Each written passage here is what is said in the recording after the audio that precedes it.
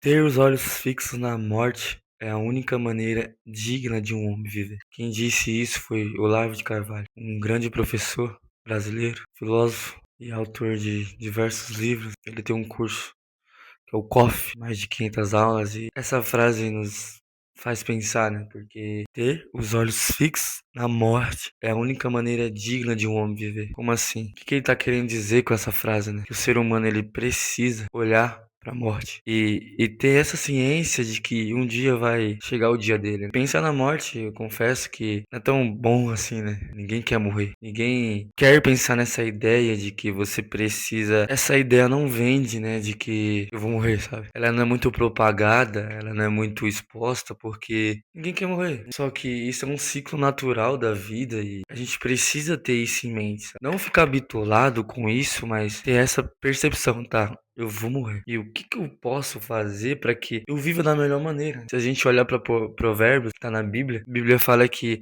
é melhor estar em uma casa que há luto do que onde uma casa que há alegria, festa. Por quê? Porque na casa que há alegria e festa, ninguém pensa na morte. Ninguém pensa que um dia vai chegar a sua vez, sabe? Pelo contrário, na casa que há luto, sim, você pensa, pô, vai chegar um dia que vai ser eu. E diante desse pensamento, diante desse versículo, dessa frase do professor lá, eu preciso te dizer que um dia você vai chegar o seu dia também. E eu não posso esconder isso porque o ser humano acaba esquecendo, sabe? De que ele vai morrer e ele vive deliberadamente. E não, pelo contrário, a gente deve viver com sabedoria, com cautela e com responsabilidade, porque cada ação tem uma reação, né?